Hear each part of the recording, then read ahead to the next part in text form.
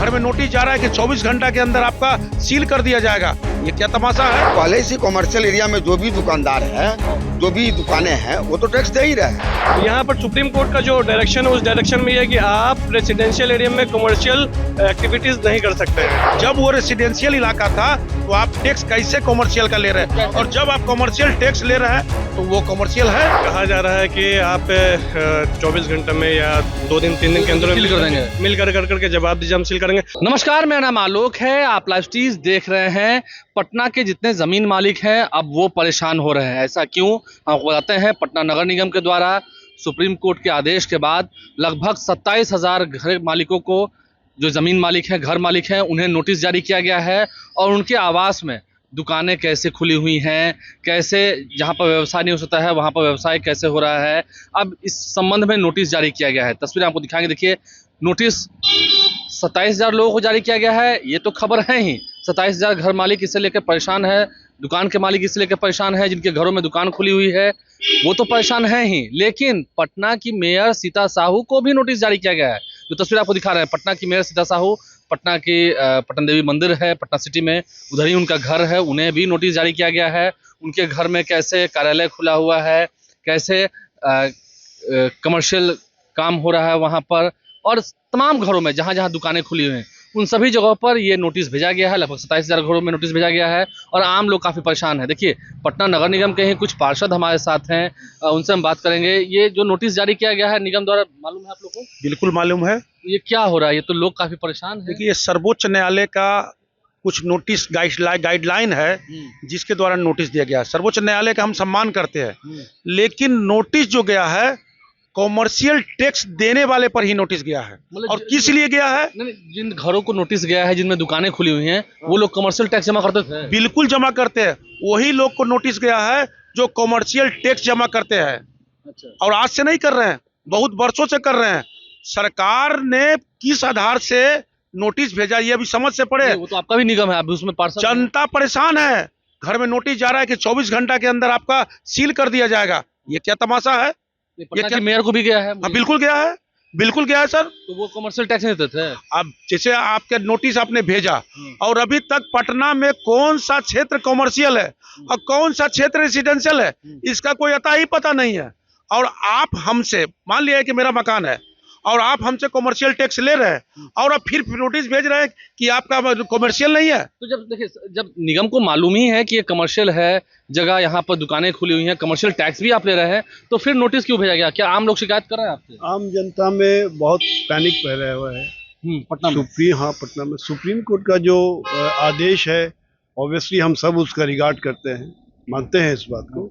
मगर पहले से जो प्री डिफाइंड एरिया है कि यहाँ पे हम इसका कमर्शियल टैक्स दे रहे हैं, तो निगम को तो पता ही है कौन कौन कमर्शियल दे रहे हैं। यानी कि उन लोगों के पास उनकी रसीदें भी हैं। हाँ, ऑब्वियसली सारा कुछ है, पूरा डॉक्यूमेंट है, गलत नहीं है, वो लोग दे रहे हैं सब।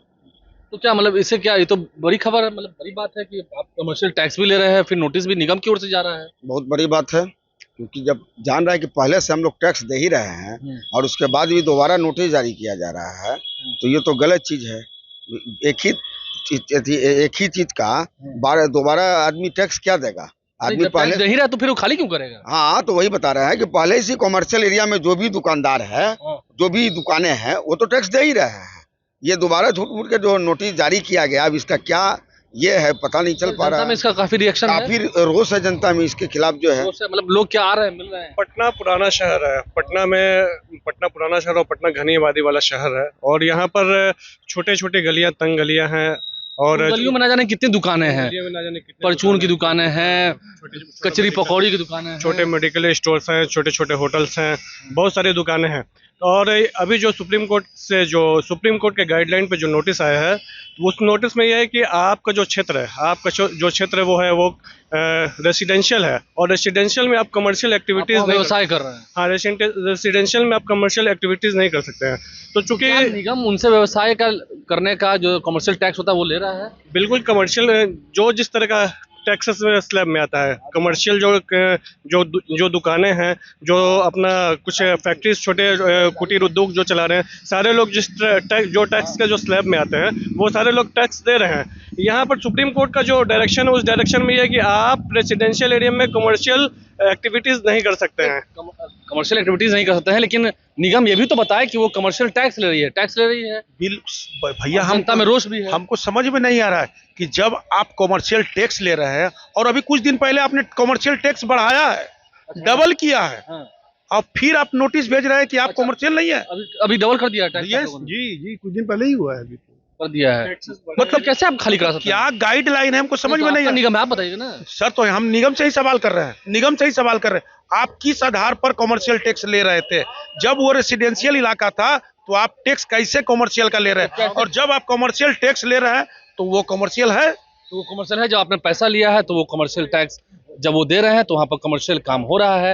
अब आप एक दिन में कह रहे हैं कि खाली कराने के लिए, तो कैसे होगा? उसमें जो अभी नोटिस जो आया है उसमें कहा जा रहा है कि आप 24 घंटे में या 2 दिन 3 दिन के अंदर सील कर देंगे, मिल करके जवाब दीजिए, हम सील करेंगे। चूंकि लोगों की पुरानी दुकानें, और ऐसा कोई सिस्टम शुरू से बना नहीं है कि ये क्षेत्र आवासीय है, ये क्षेत्र गैर आवासीय है।